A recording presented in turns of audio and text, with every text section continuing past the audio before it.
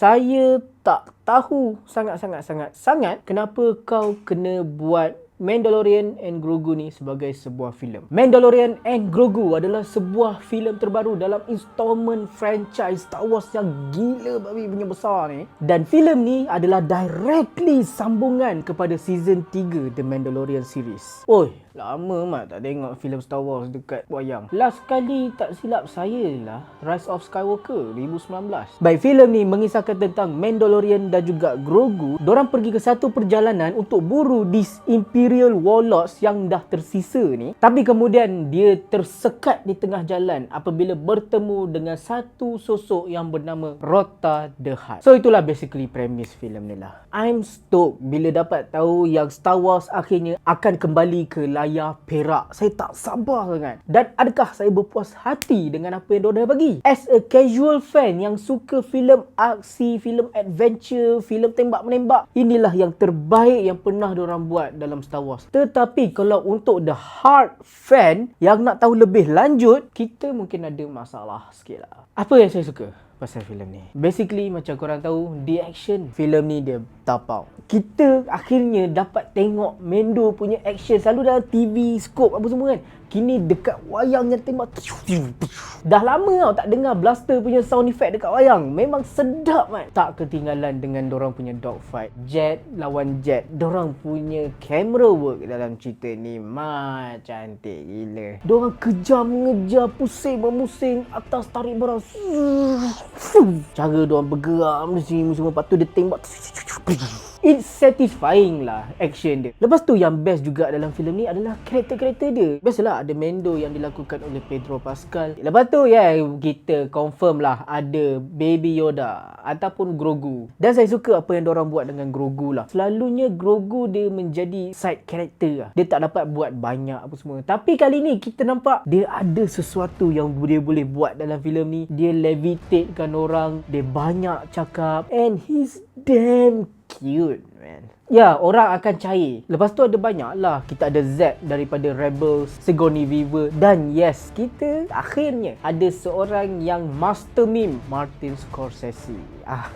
Dan juga filem ni dia ada villain yang menakutkan lah. Nama dia Embo. Sekali pandang je Mamat ni, kita nampak dia ni separuh Cat Bane, separuh Boba Fett. Dan kepada korang yang fikir, macam pernah nampak lah Mamat ni kat mana? Dia ada muncul dalam series Clone Wars. Dan kemudian kita ada satu karakter yang saya tak sangka lah. Dia adalah seorang Hutt, tapi badan dia sasa nak aram, tegap gila macam bodybuilder. Nama dia Rota the Hutt, anak kepada Jabba the Hutt. Kepada korang yang dah pernah layan Clone Wars, mesti korang perasan dia ni. Tapi time tu dia kecil lagi. Dia diselamatkan oleh Ahsoka. The visual. Filem ni secara jujurnya memang layak untuk tengok dekat IMAX. Betapa besarnya kalau kita tengok AT-AT dekat bawah gam. Betapa intensnya dogfight ataupun space combat yang ada kat sini. Lepas tu, the best thing is adalah bila kau berada dalam cockpit dan juga first person punya view, korang experience hyperspace yang ditarik korang kat belakang.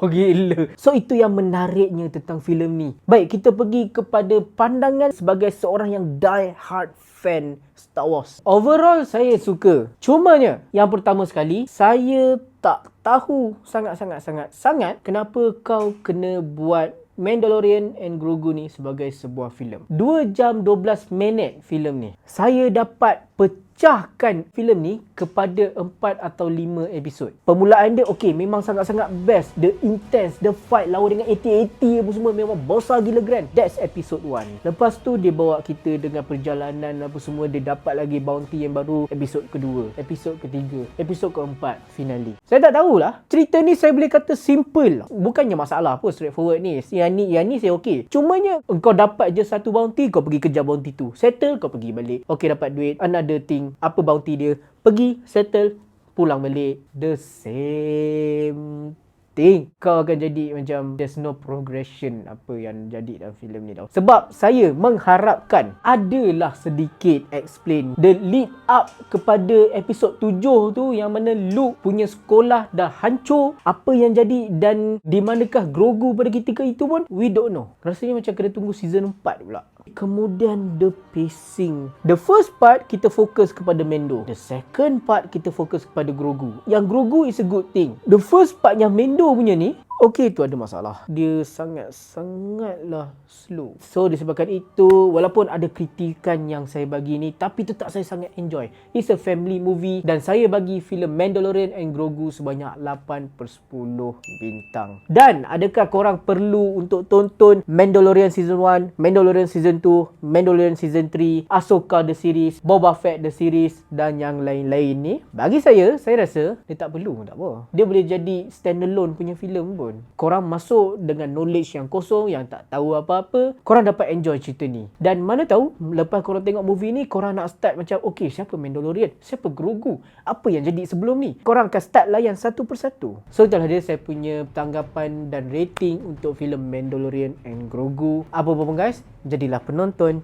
yang setia. Terima kasih.